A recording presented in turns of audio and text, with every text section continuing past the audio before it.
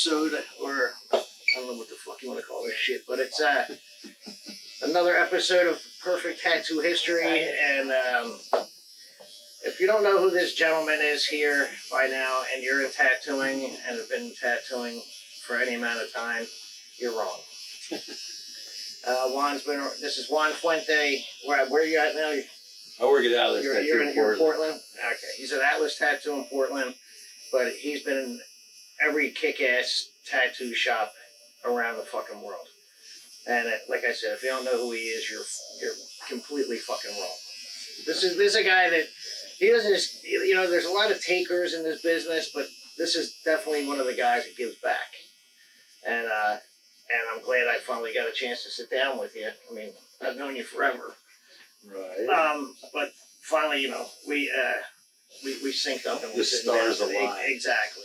So, the first question I ask everyone is, how did you get involved with tattooing?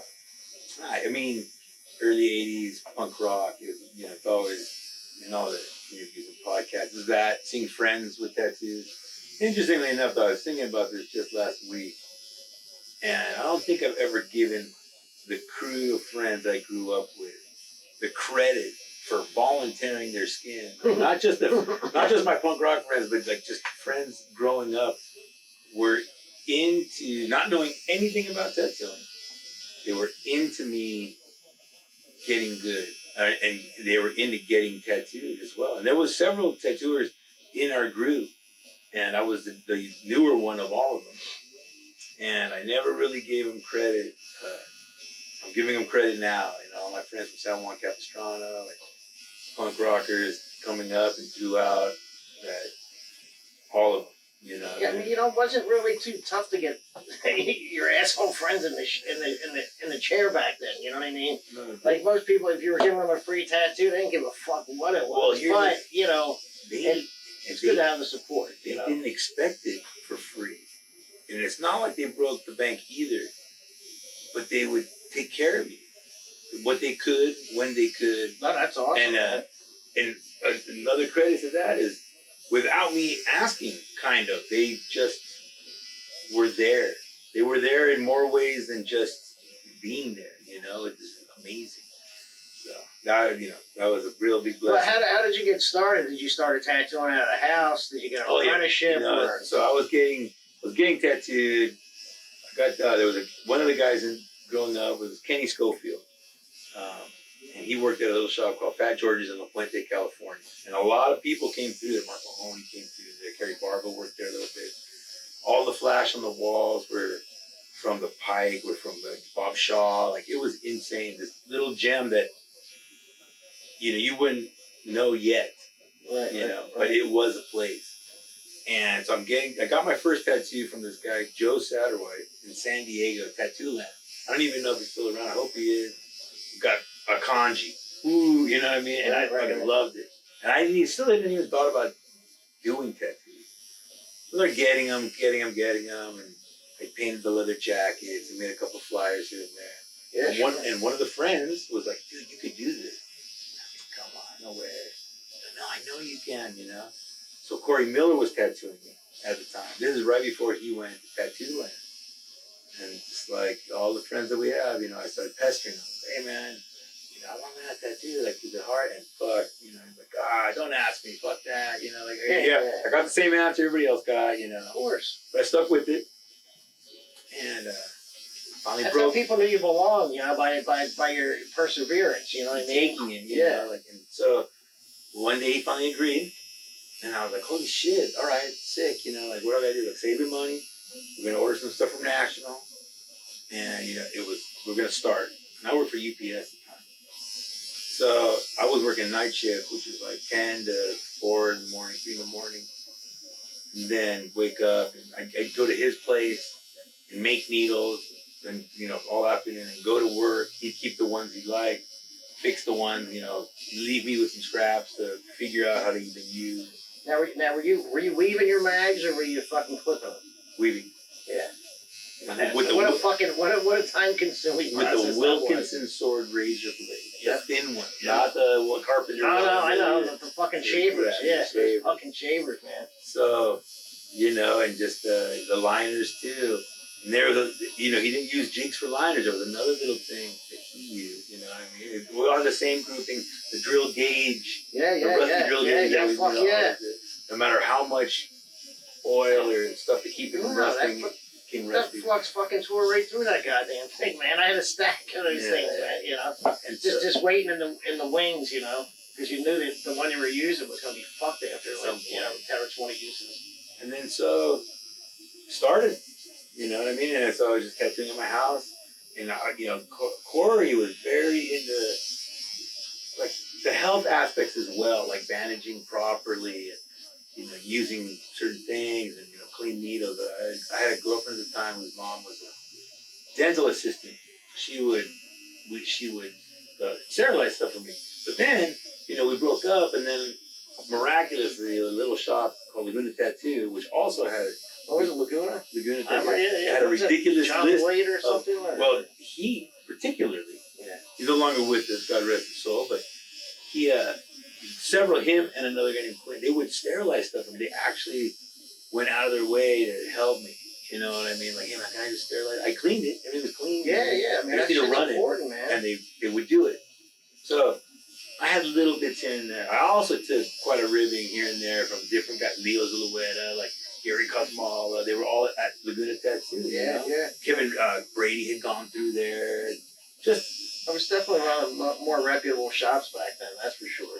It was, and you wouldn't know it because it was a neighborhood shop. I got tattooed by Bernie Luther there, like just 90s stuff, right? Early 80s, 90s stuff. And then finally, I meet Eric Mosky, and we become friends, which is kind of interesting because he's kind of a hard guy, and I know, man, it was tough getting in that shop. I know that. Well, he turned a lot of motherfuckers away out of there. Well, it's funny because he asked me to come. One guy was leaving. And we were already friends, and I was kitchen commandoing it. He'd seen a couple of tattoos I'd done here and there. And he was like, hey, man, this guy's leaving. And I know who it is. Like, this guy's leaving. And Charlie Moore was the owner. And he's like, we got another guy coming, but I want you to come try it. I want you to get the job. I'm not so keen on the other guy. But like, all right, I'll come try out. I had 5 liners, 5 shaders. National shit, you know what I mean? Mm-hmm. And earlier, so this is in August. I would have to say probably in February or March, I tried out at Laguna Tattoo, and I didn't get the job. And one of the owners, Harley, was like, sorry, bud, like, you're not fast enough, and you're not quite there yet. It's a busy street shop. A lot of people coming through. Yeah, you gotta hustle. And I was crushed, but Corey Miller's like, you weren't gonna get your first job. And I was like, okay, is that good or bad? He's like, no, it's good. You will. Normal. So now it's the end of summer. And I try out, and I get it. And I and Charlie came in, and he was dead. He was dying. He had COVID then. He had this horrible cold. And I'm just talking to him, and he looks like he's gonna die. He's like, oh, okay. So he gives me the rundown, gives me the keys, tells me where things go, and this and that. All right, and I already done. By the time he got there, I already done like 2 or 3 tattoos. Like, it's a busy little walking shop, right? Yeah. So comes 9 o'clock. Eric's like, all right, man, I'm out of here. Whoa, what do you mean you're out of here? Like, you got the keys, you got the alarm code, you got the job. I'm going home. I go, dude, I have like 2 setups left for any tattoos. I go, just using my tubes, just clean them. Because we all clean our own shit. Clean them and put them back. And you're done. That's it. Stayed there till midnight, 12:30, cleaned up. That's like during the week you were there till fucking midnight. Yeah. Let alone the weekends you were there at like 2, 3, 4 in the morning. Well, what I mean? But that shop was like 12 to 9 or like 2 or 3 to midnight. So for the weekends, you had the night. I had Sundays and another one day off. Even now, seeing the shop open at 9 o'clock, no. you don't fucking see it. These motherfuckers are gone at 5, 6, 7 o'clock. Got bankers out. I'm out of here. I go home, make dinner, go to make some machines. Someone cancels. I go make machines and go to the market. Hang out with the family, like just whatever. But back then it was just go gadgets. Dude, you're fucking hustling, man. There was tattoos there. You fucking did the motherfuckers. You don't let nothing walk out of it. It was that way. It was. You know what I mean? Eric one time we want to do the tattoo. There's some flash, some great flash. Put the stencil on, and we're just like looking at the front door. Nobody. Okay. drive the stencil. He sets up his machine, splits up the front door. Nobody. So, okay, let's do this. He gets like a half-inch line in, and 3 people walked in. And I was like, oh. So he keeps going, like, oh, I'll be with you in a sec. And I'm like, look, we can just do the outline and, take care of these people. Like, no, we're going to fucking finish it. It was like, and then we're going to finish tattooing all these people. I'm like, all right, whatever. Yeah, So it took like 2.5 hours to get the tattoo. We were done. He wrapped me up, just turned to the door, like, all right, who was first? And just knocked them out. And it was like a neighborhood shop. They went up to the key, they came back. Yeah. And it was the ultimate beginning. Wasn't crazy ghetto. It wasn't ghetto at all, but it was just No, that was a real tattoo joint. late You know what I nights mean? and work, Yeah. like fuck, we had carpet in our station. It was like it was kind of artsy fartsy because Yeah. Charlie, the owner, he like engraving glass. So he put like tattoo designs on a Camaro, and like he had a bunch of turquoise jewelry in the front. Oh, shit. He was like a 6 foot tall, lanky German dude with like a mullet. You know what I mean? Yeah. But he was fucking my first job, Right so on. that was it. And so where do you go from there? Where's the next stop? I mean, the quick of it all, like from there, I'd been tattooed by Fifth in San Diego a couple times, and then he was at a national convention in San Francisco by the airport. Wow, weren't you? He asked me to come for a summer, and I ended up staying there for years. So that was probably like 92, 93. And then from there, I got invited to come 222 with Eddie Deutsch, Scott Sylvia, Jeff Rasher. Your head's got to be spinning. Yeah, You know what I mean? I had to go. Like, Of there was course no way around it. Of course you have to go. What are you kidding me? So, I got there in The 98. worst mistake of your life not to go. Pretty much. Of course. So I got there from 98 to 2001. Called it a big league. It was not, but Avalon was That was big league. big league. We're talking 30 people at the Patty front and door. Fifth. I mean, Jesus Christ, dude. They tattooed their asses off. 30 people a day at the door. Yeah. Thursday through Sunday. Yeah, of For course. years. Of course. Back then. And with shops up and down the street. Still, that was the rip. That was the place to go. And all the guys that I worked with. They were really good at advertising and pushing their shit out, and making sure they had stuff in magazines, and like they really had a whole thing going. But we had a good shop. We had Mike Stobie, Randy Jansen, Steve Barjona, myself, Fifth and Patty, random guests. It was later on it'd be Aaron Della Vedova, Sod Willem, like just a bunch of, it was just awesome. They were the upper echelon of tattooing, that's for sure. And everybody, we all got along. It was one of the best experiences ever. Yeah, that's a dream. 222 was a blast, was fucking ridiculous. Meeting so many artists and customers, but like really, everybody came to see what was 222 would almost define like a super shop, like the beginning of a super shop. I mean, there was tattoo shops with great tattoo artists, but like going to a super shop, that was a super shop. Now there's a lot of super shops, but like, it's not a done in a bunch. You know what I mean? Yeah. So that was a true blessing. Eddie, like I said, Eddie, Scott, Jeff, myself, Jesse Tuesday. It was just the big. And then from there, fucking kept that place going. yeah, it would have been pretty neat. Still be open. It would be. Still be open. But then from there, went back to Classic for a little bit, and then ended up in Hollywood. Worked at one place, and then ended up at Spotlight. And that also was amazing. Of course. We had a good group. And were you there with Baby Ray?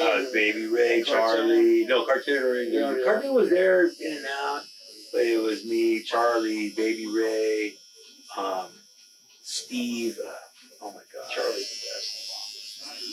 Oh my God, Steve, what's his fucking last name? Oh, Steve the janitor? Yeah, Steve I don't want to call him the janitor, but Steve the janitor. He calls himself that. Brian Burke, that guy, yeah, Brian Burke, all these, there's a couple other cats there's always in there. an all-star cast fucking rolling through there, and still is, And then from there, we moved back to San Francisco. We get reunited with Scott and Jeff at Blackheart. And spent 10 years at Blackheart with all, was there with Lehigh, Jeff and Tim, Lehigh Shepherd's You know, Cup. like you're doing tons of tattoos and shit, but then on top of that, you're sitting next to dudes that you got to be absorbing all these fucking little methods and stuff. You know what I mean? Like I should have absorbed more. Honestly, it's tough when you're fucking working your dick off too. You know what I mean? but all me landing at the right place at the right time, almost every time, was something that dude, it's unheard of. Exactly. Fucking unheard of, dude. So that was a blessing. And so then, we're there for 10 years, did the whole 10-year thing. And I met my wife in San Francisco, but she was actually born in Portland, Oregon. And so, it's like, hey, what if we try something new? I'm like, well, what do you got in mind? Like, what about Portland? I'm like, sure. I go wherever you go, I guess. And so we got to go to Portland. And that was it, So we've been there now for 6 years, working at Atlas, Dan Gilsdorf, and also another cast of just another ridiculous. good crew of tattooers. You know what I mean? When I got there, it was like Cheyenne Sawyer, Greg Ultron, Jerry Ware, Lewis Hess, who I've known those guys for. I always like Jerry's stuff. Jerry's like actually puts on a solid fucking tattoo. He's like the tattooer's tattooer. Like he tattoos. Yeah. All the tattooers in town. He's fucking ridiculous. And Dan also, just ridiculous and whole. But Jerry, I always liked his. Yeah. He's got a really nice fucking solid style. Yes. He's super artistic. Solid as a fucking rock. And we all just have a great time.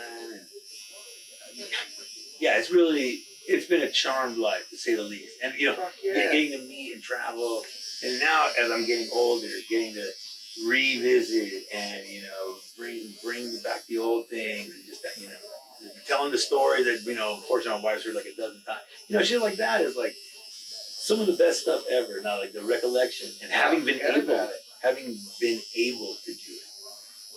Having just lived through it. Some of us fucking crazy. Well, shit, some man. of us lived through it. Some of us experienced it. Like I've done some stupid shit that made it into tattoo storybooks, and I made it. Whatever. But yeah, it's been a ridiculous blessing. It's weird. Like now you have tattooers come up. That maybe I guess you met a couple of years ago. Like, oh, do you remember me? I'm like, how the fuck would you didn't do anything for me to remember you? You know what I mean? You said hello or some shit.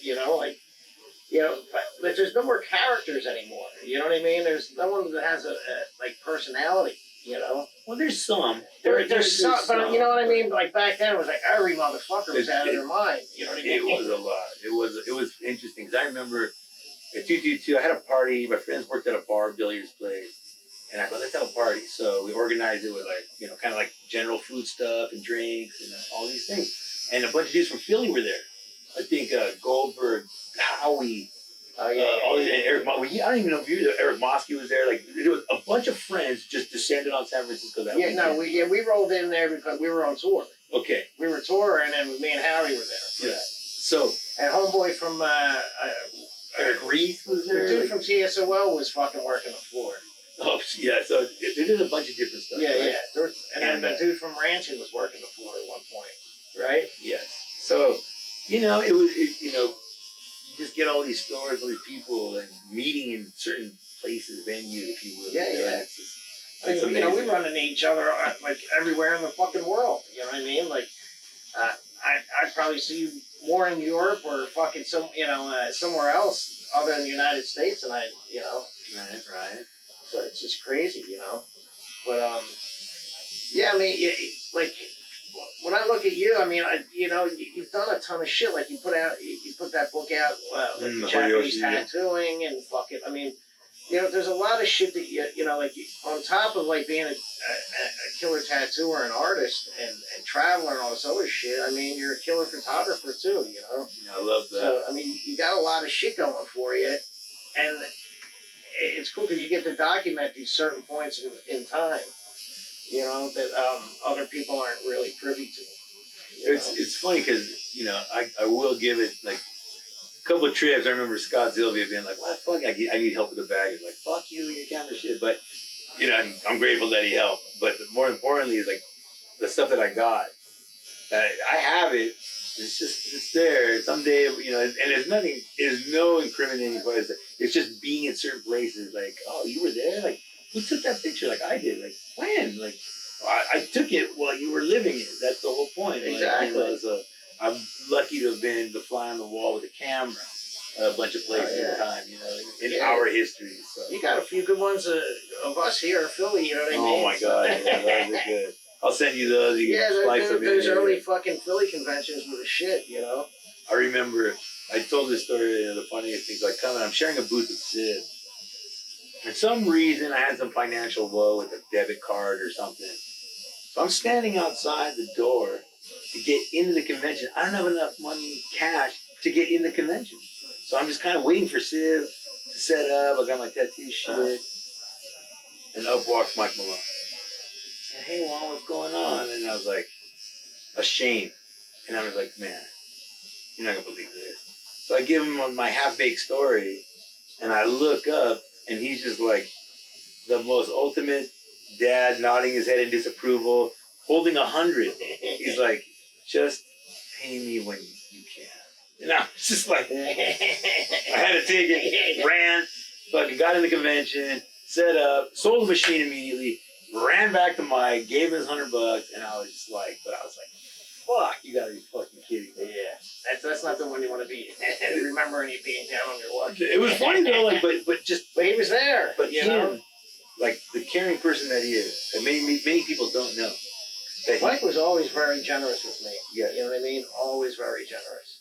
I gotta say, you know, I was lucky to get tattooed by him. You know, like he was one of the first like guys that I put on a pedestal that fucking actually took the time to look at my portfolio and give me an honest assessment of what I was doing. You know. Yeah, it was funny. My girlfriend at the time was in Hawaii. She is a hairdresser extraordinaire, and she went in there to get me a shirt or something, and her car got towed. Like, somewhere down there on Hotel Street, I don't know where she parked, but and so Mike, Mike was talking to her for like hours. That's how her car got towed, and she was just, because Mike is charming and all that stuff. Yeah. And so he took her to get the car back and everything. So I was telling the guys at the shop the story. Rasher's like, oh, she's moving on to bigger and better things. I was like, fuck. Went for the big dog. That was good. I was like, you got me there, son of a bitch.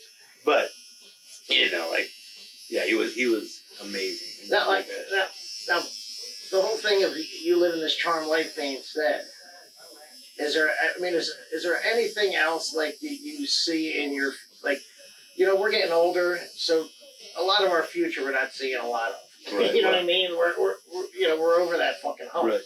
And a little closer to the end than the beginning. I mean, do you see things in your future in tattooing? Oh yeah.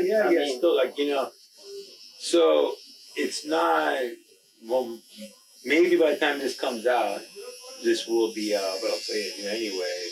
We're working on a second Horiyoshi book from photos that were taken a year after the first Horiyoshi book. Right. We just never got to it. So that book was in 2005. So that book is 20 years old. Oh shit! And which I can't even believe. So these books are from that era of Horiyoshi's tattooing. And he had sent me a letter, and he wants to do it. So now I'm just working out logistics on how we're gonna do it. But it's gonna get done. So that's coming out. That's another thing, like in tattooing, like it's like when you talk to someone like Horiyoshi, like you're fucking texting them on fucking Instagram. Believe it or not, yes. But here's the thing: he replies, but now your phone doesn't reply to you or me or someone, but not every jerk off and their fucking mother. Like some kid that runs a fucking apprenticeship. Well, that's what I mean. Unfortunately, his health isn't what it used to be. So we'll just leave it at that. Yeah. So that he won't entertain. However, like, it's so funny. So, my whole point was to get in contact. You just have to fucking write a letter. Sure. Fucking return, and you had to be very cordial about it, and there was a respectful way there was a way to do it. Exactly. There was a whole path, and that said something about you, that you took the fucking time to figure that whole fucking thing out, that you put the time and effort in there and care to give a fuck enough to get in touch with him in the way he wanted to be gotten in touch with. Well, it's funny. So he sends me a letter, this is some months ago, to Blackheart. Because he thought it was still a Blackheart. Yeah. And then, so the manager of Blackheart scanned it and sent it to me. It's in Japanese. And so I'm like, oh, shit.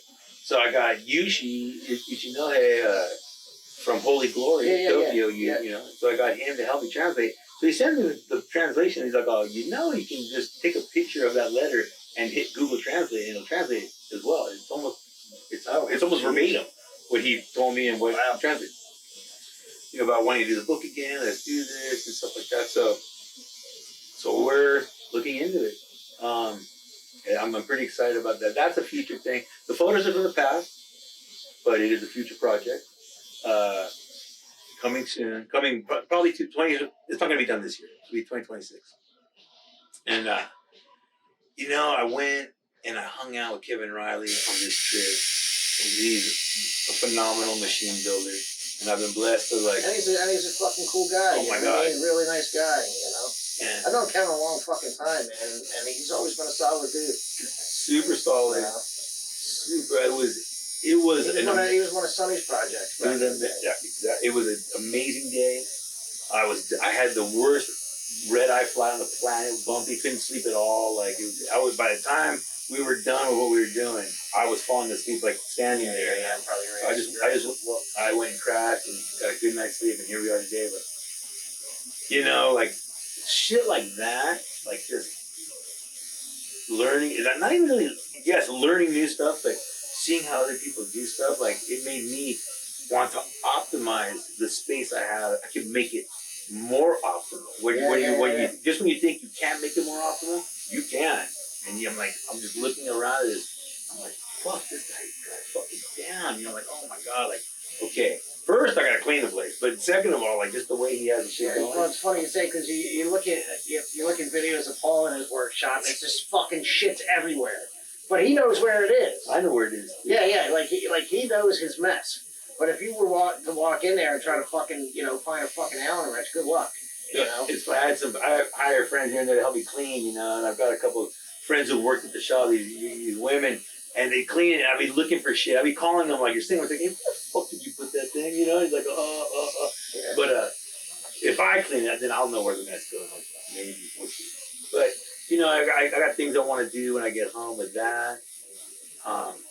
You know, we're heading out right now to this, last Pagoda City Fest. And just the people that are going to be there. It's just like a big reunion again. You know, we were just in Holland, and you know, Freddie Corbin sent me a text today. He was like, you know what, there hasn't been a trip like that since like the first Japan trip or my first Europe trip in fucking 95, like all this shit. I was like, really? Good one, man. There's no fucking attitudes and no fucking bullshit. My shit smells better than your fucking shit. You know, it was none of that. It was just nothing but camaraderie. You know what I mean? And fucking just, plenty of dick and fart jokes and fucking stories and, just shit like, you know what I mean? That was an amazing convention. Yeah. You know, and it's, I almost don't want him to do it. I just had to get that fucking positive mojo going, dude. You know what I mean? I almost don't want him to do it again. I want it to be like... Yeah, you don't want it to be a disappointment, you know? Yeah, because that's, that. I remember going to the first Ink Swingers Ball. Just mind blown. Sure. I got tattooed at it twice. Kind of how Miami was, man. Miami was like... Oh, Miami and then he did it 2 years later, and it was like, holy fuck, even better. You know what I mean? Yes. Like, so... The Eden Rock. Yeah, no, I remember all that stuff. You know, and like, you can't antiquate it to what we got now. Like, kids are having a good time. And I say kids just because I'm getting old. I don't mean it as kids. Like, they are, though. You know what I mean? Yeah, and the way they act and go about shit is very, it is kind of like immature, to be honest with you. Well, when we were kids, too. It's not like we were. You know what, dude? I never disrespected any of my elders. No, that we didn't either. And we took the ribbing.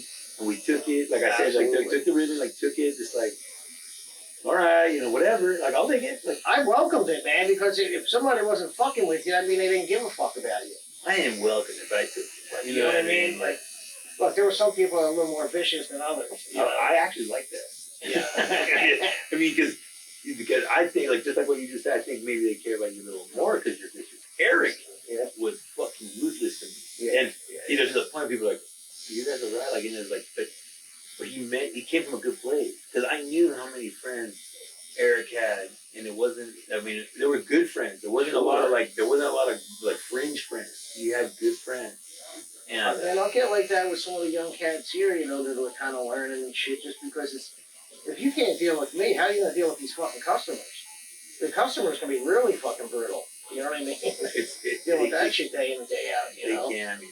So if you can't fucking deal with me breaking your balls a little bit, I mean, you might want to look for another line of fucking work. But it's funny because my son is the one who suffers the most from any of these ribbings, you know. But he knows that's how I am, and that's just how I am. Now, is he working in the shop at all? Or No, he doesn't. no, I mean, no desire to get involved. Or, no, you know.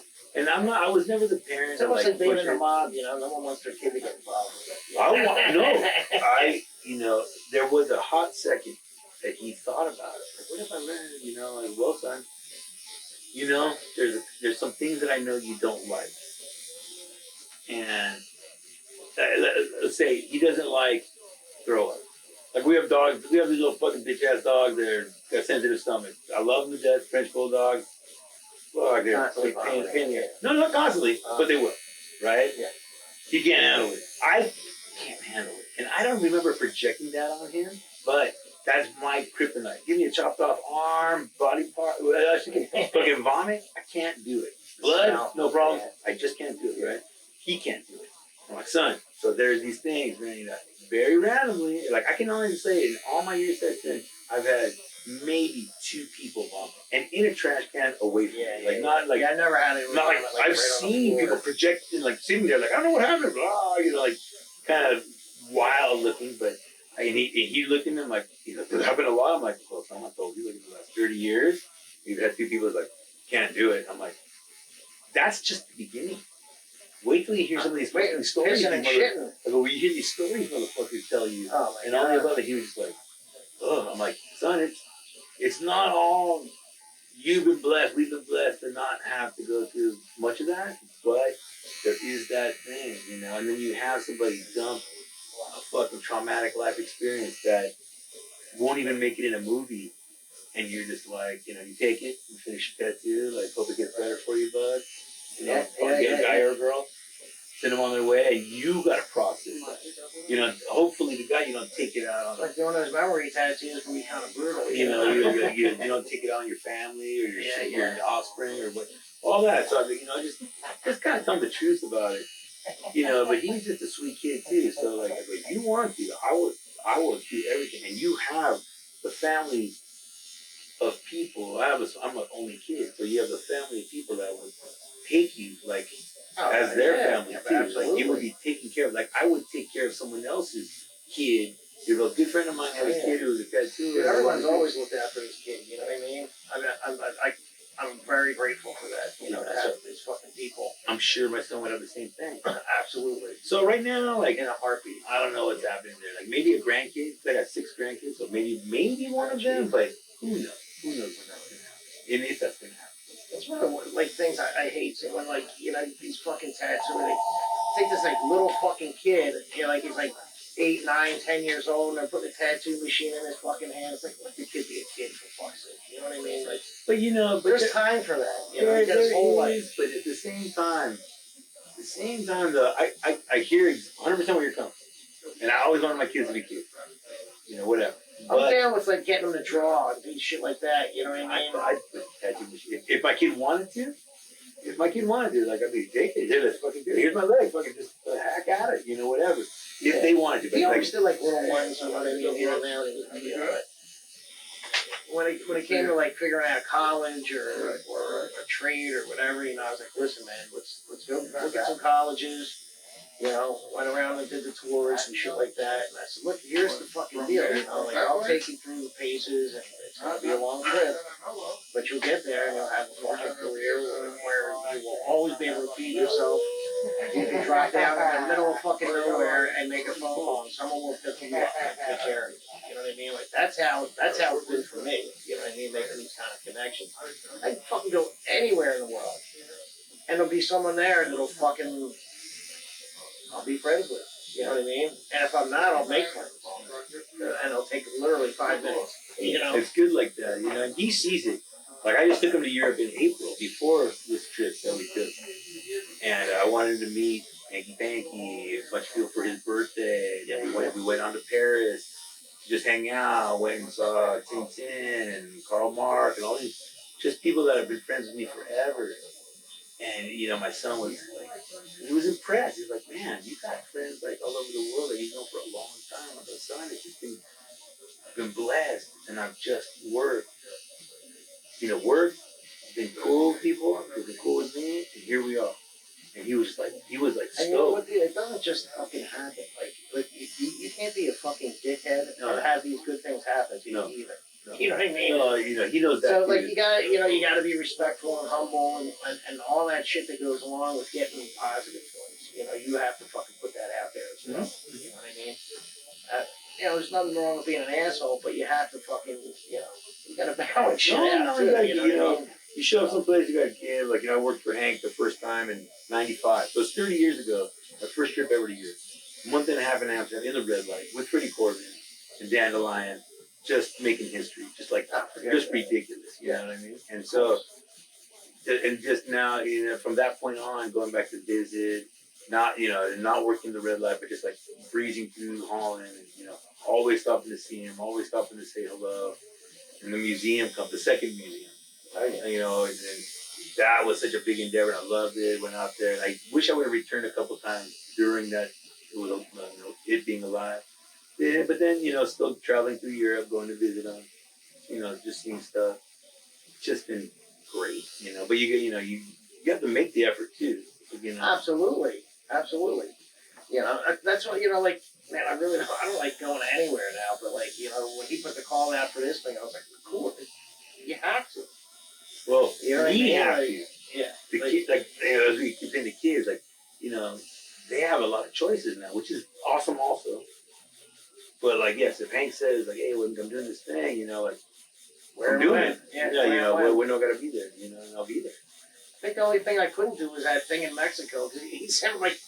Oh, yeah, week before, 2 weeks before. He's like, yeah, see you in Mexico. I'm like, fuck you talking about? It was like a cryptic text. I'm like, that's a big fucking country. And then he's like, oh, Mexico City. I'm like, that's the biggest city in the goddamn fucking country.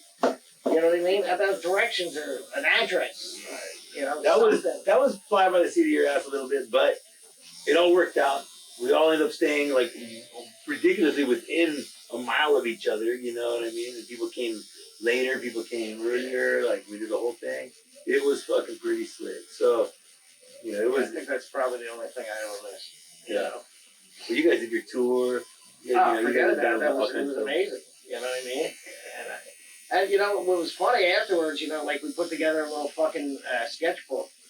We brought a sketchbook and put, just mementos in there, and everyone drew shit in there. It was a cool little fucking book that we put out.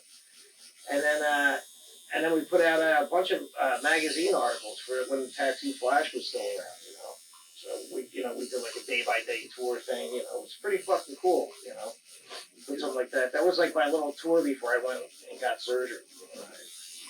So, where do you think you see yourself in the next 5 years tattooing? You know what I mean? 5 years? Do you see the future of tattooing going up or down? Or? I think for me personally, it's I'm comfortably a month out booked.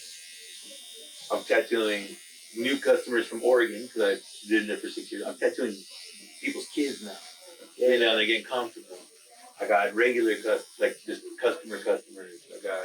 You got people coming up from San Francisco and shit too? Here and there, not so much anymore. But it's weird because back in the day, motherfuckers would follow you. You know what I mean? But the options have grown. I do a lot. I do more black and gray than I do traditional tattoos now, and I love doing them both. That's why I started. I started doing black and gray tattoos, and then working for Eric Mossy guy. Yeah, working for Eric. Come on. Working for Eric, it was traditional. So, I'm gonna do it. That's a good fucking education to have too. You know what I mean? To work at places where each person is a master in all these different styles, and you can fucking kind of get pointers on everything. But there's also Portland is a real tattoo heavy town, so there's some really good tattooers that you never heard of in fucking Portland. And I'm just like, how? But there's one that you have heard of. So I'm just gonna keep doing my thing. I will tattoo until I start doing bad tattoos. And I hope to God someone tells me when that happens, because I want people to be happy with it. I don't have a Lyle Tuttle signature. I don't have, I don't have any token stuff. So when I start doing core tattoos, I don't want those to be the collectors. You know what I mean? Like, let's go get a fucked up tattoo from Juan. Yeah. We can show our kids. Ironic guy, Yeah, no, but I can always make machines. I can always work with my hands. I love making machines. I love making it come to life. I learned how to weld. Scott Sylvia and this other guy Damien taught me how to weld, and I've been doing it ever since I moved back to Blackheart. And I've done some other random things, non-tattoo and tattoo. And still love taking photos. There was a couple years of conventions. I just went to hang out and talk to people and sell machines and see what's going on. Now, miraculously, I got people asking me for tattoos here, and I'm like, fuck yeah, I'll do it. So you want a tattoo? Yeah, of course. So I hate tattooing conventions anymore. I hate it too, but there's another way I started thinking about it too. If they're willing to make the sacrifice of getting it there, I'm willing to make the sacrifice of doing it. Sure. That's all. You know what I mean? I can work around. I around did a fucking grip of them over there. Yeah, I did a few myself. It was interesting, So yeah, just gonna keep doing it. Where you motherfuckers at in Philly, I'm just gonna keep doing it until I can. Really, I've had other business ideas that I would like to do, but should take time. We're getting older, and is that gonna work? I would love to open up a bar.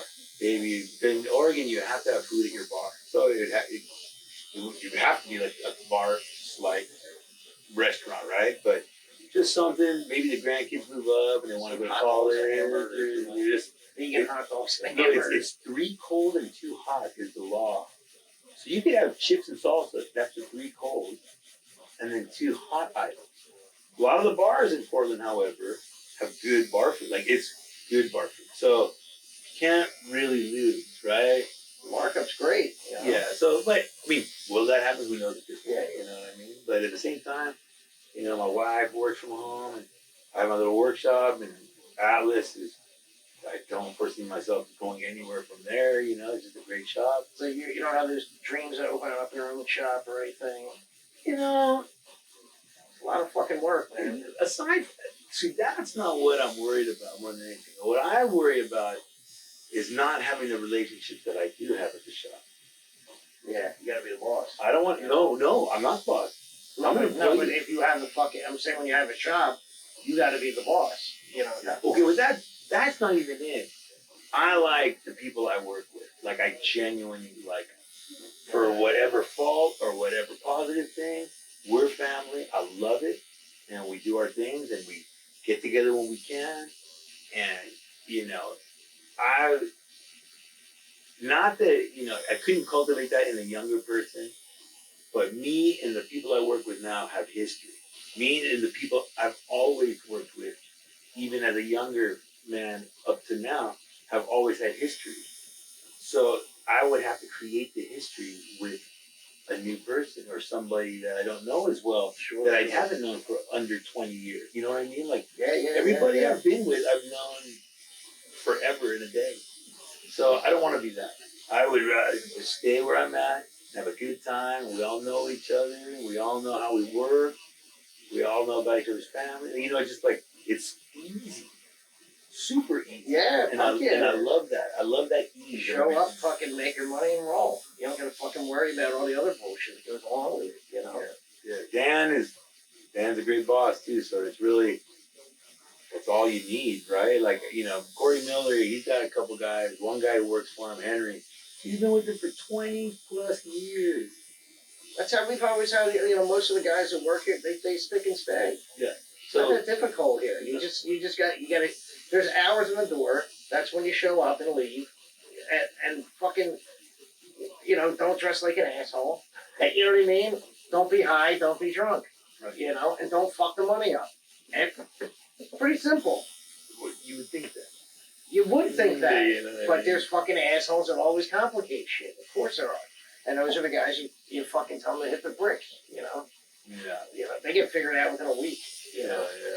So I'm stoked where I'm at. You know what I mean? And I think that's that's it. It might be the last tattoo shop I ever worked at, unless I come visit somebody. Yeah. Like, so it's pretty sweet. Unless we come move. to the East Coast, you got a place here, buddy. Thank you very much. You know what I mean? That's why I'm here right now. Came to visit. Yeah, like, look, I like talking. You always got positive things to talk about. You're not sitting bitching and complaining about everything. Some of the older cats tend to, piss them on a little bit, But they earned it. absolutely. I will say that. Some of these guys, they piss and complain, and most of it's out of because they never changed. You gotta be. They saw the changes coming and then didn't make those little fucking changes, and it bit them in the fucking ass. You gotta be a little flexible, but at the same time, I've seen other friends with shops that, let's say, once had a grip, and or once ran a certain way, and now it's completely changed. And I call it's funny because I call the guys who work at those shops now. I'm like, you guys are fucking soft. We didn't have it like that. You guys can do whatever the fuck you want. Now you can run the roost like fuck you. And teasing. Yeah, of course. When I was there, we didn't get we had to replace people and have people fill in when we were gone and all this shit. Like, you guys just go. But don't fucking whine to me now. They're like, oh, this is a little different. I'm like, yeah, it's a lot different. But cool. You do you. Like, I don't give a fuck. I don't want you anymore. Yeah. So it's not on me now. Absolutely. Absolutely. Look, I'd like to have guys that want to be here and want to learn and get better. You know what I mean? Like, guys that think they fucking already got it sewn up and shit and been tattooing 5-6 years. Like, who the fuck are you? Yeah. You know what I mean? Those are, there's too many takers right now. You don't give them back and making it better. Right. I mean, and not just for you. It's about making it better for everybody across the fucking board. At some point, it must feel good to be that confident. Just, who you're offending by not even noticing is one thing. But, I always just like listening and, processing stuff. If I heard 3 guys say one thing and then one guy have a completely different take, I knew that guy was different. You know what I mean? So I'd be oh, okay, this guy is either plenty of fucking lemmings. No, but not even in that fashion. Like, if the first 4 guys were made sense, and then this person says something that is off, but maybe not completely 180, but I'm like, why did he think that? If these 4 guys that are different, look, everyone's got a different process. Right, exactly. So whatever works for whoever, as long as that gets you to where you're going and you're successful and you're doing good tattoos, that's all I really give a fucking about. I don't care how you get there. That's right. If you want to, if you here, I'll get you the basics of a good fucking foundation, and the rest is really up to you. You have to run with it. The rest is up to you. What you want to fucking, if you want to specialize in something, or you want to be a versatile tattooer, or you can take it in any direction you want. You know what I mean? I don't have to pay your fucking bills. So however you choose to pay your bills, God bless you. Good for you. You know what I mean? Right. But yeah, man, I'm glad we got a chance to sit down, and I'm glad you got to, tell a bit of your story, because I don't really see a lot of shit out there from you. You personally. I see you talking to other people and getting other people's stories, but your story, man, you have a very important story to tell. Like I said, blessed, and it started from a youthful thing. And I saw where I've seen your progression. Yeah. I'm like, damn, motherfucker, you son of a bitch. But you know what I mean? I'm like, but we were all young, I see Mike Wilson at Lucky's, and he's got long ass hair down to his fucking ass. Yeah. And then I see him at the bar in San Diego again with a pompadour. I don't even recognize him. Oh, you gonna be a dick to me? I'm like, holy shit, you shaved your fucking, you got a haircut, And watching that guy. We were all rocking that fucking slick back hair. Yeah, when I had hair, it was shit, nice, But I got to see what I like. I got to see people become Mike Wilson, become Scott Sylvie, Jeff Rasher. Eddie Deutsch was already Eddie Deutsch by the time I got into this business, and I got old tattoos from Eddie, but just seeing not even a progression, they were already heading somewhere. You know what I mean? And now we're just old and well, that's what influences you. You take a look at it, you're like, I want that too. I want that for myself. or something similar. You know, my version of it anyway. You know, and you either go out and do it, or you're fucked. You know, or you sit in obscurity and mediocrity. You know, Amen. you know, but they say the world needs ditch diggers too. So, but as for us, I guess we'll just keep tattooing and see where it takes us. You know what I mean? We'll be fine. We'll be just fine. But I just want to say thank you. Love the shit out of you. Love And you too, bud. you know, hopefully, in 10 years I'll get an update. You know. Oh no, I'll be back before then. I just gotta get tattooed by Angus. My red eye flight sucked. I fucking didn't sleep at all, and I was dying, and I didn't make it yesterday. So I gotta come and get this tattooed. So I gotta come. Maybe I'll come back before Steve's show in New York next July. Yeah, whatever you want, man. If you want to set aside a day or two to tattoo, we'll fucking. Maybe I'll do that. Maybe make a You know little what I mean? budget. Make some fucking dough and hang out and whatever. That sounds good. But once again, Juan Puente at Atlas Tattoo Portland. What's your Instagram? It's classic Juan. Okay, that's Classic Juan. Hit him up on Instagram. And I guess I don't do a lot of these. Maybe 2 or 3 of these a year. And if anyone wants to pay me to fucking do this, then I'll do one every fucking week. So until that happens, I'll see you when I see you. All right. Thanks, brother. Take care.